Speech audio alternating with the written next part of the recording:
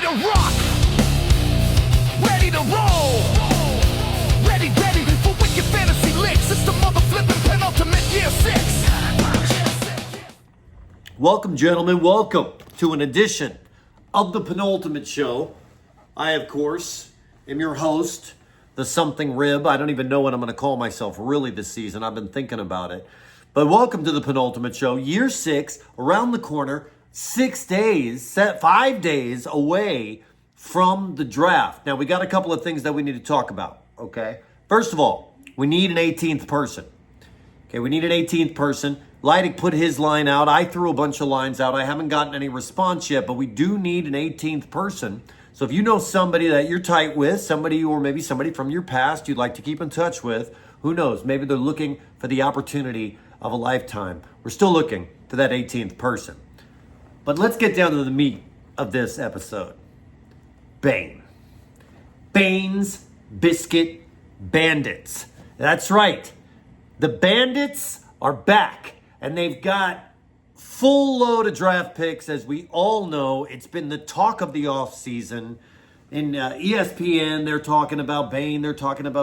What's he going to do this year with such a setup? And Bain has been very vocal in letting us know that he has a plan to get his first ever Penultimate Championship. He's here to let us know about it. Take it away, Bain.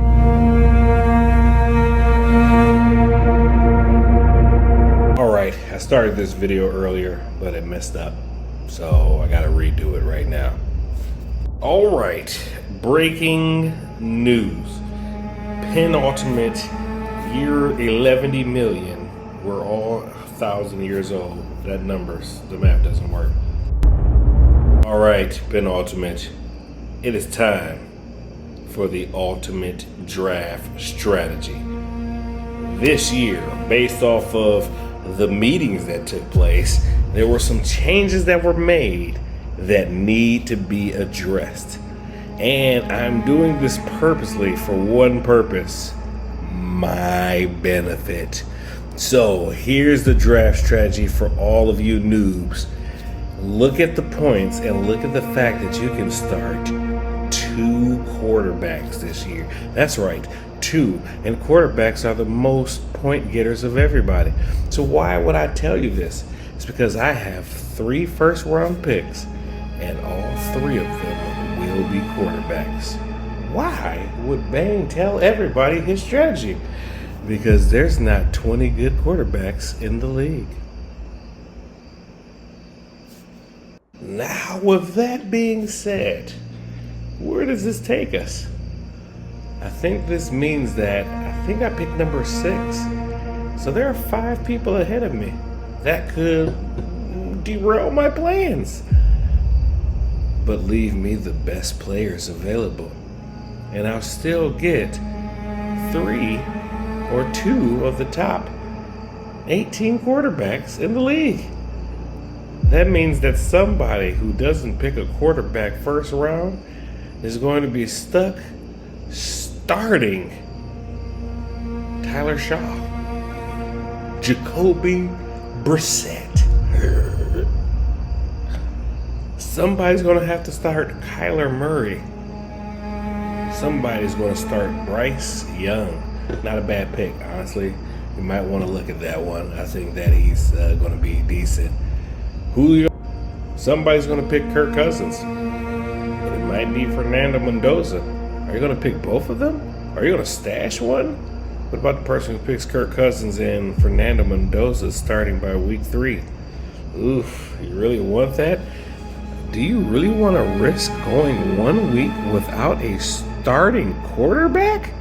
No, you don't want to do that. So it's time for the gold rush. The gold rush is this first round should be quarterbacks only. Except for me. Yeah, fellas, this is the draft strategy because we can start 2 quarterbacks. And I'm going to start 2 every week. And I'll have an extra one just in case somebody wants to throw me like a first round draft pick in your fifth best offensive player. The only people that can stop me in my diabolical plan are the first 5 picks. Because I will be picking a quarterback 6. Hopefully the best quarterback. I might go for Josh Allen. I'm giving you all my secrets. I'm laying it out there. Maybe I'm just prepping everybody to lose. It's your decision.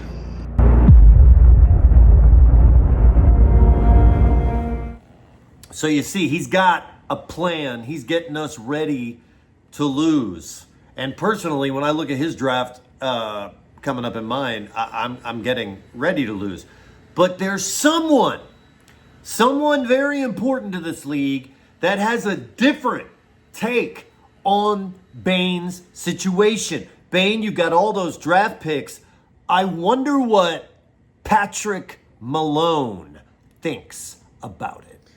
Penultimate boys, what's up? What's up?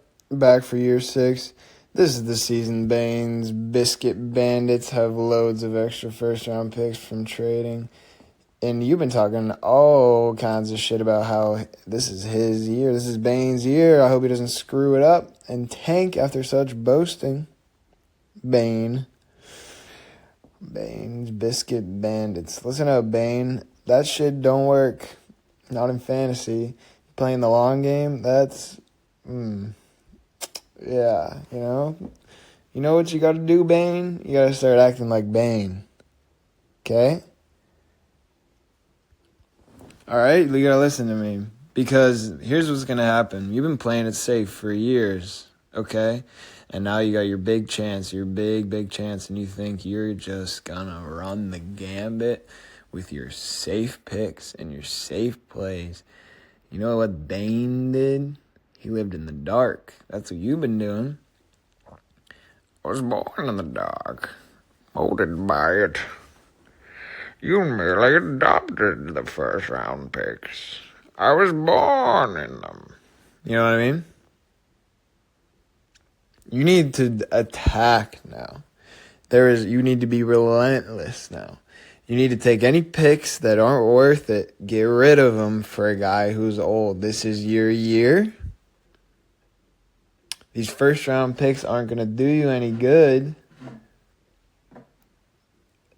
unless you're aggressive now. Because I think you're more of a biscuit than a bandit, Bain. That's what I think about you, because you've been waiting all this fucking time for this year, and then you think everything's going to come together. You haven't built a winning culture. They say trust the process with the 76ers.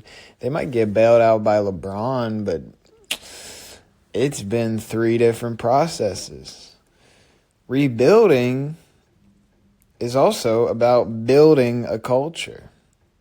You don't rebuild and then you got to rebuild again. You trade away for this year. Don't be a biscuit. Be a bandit, Bain. I was born in the dark. You merely adopted the dark.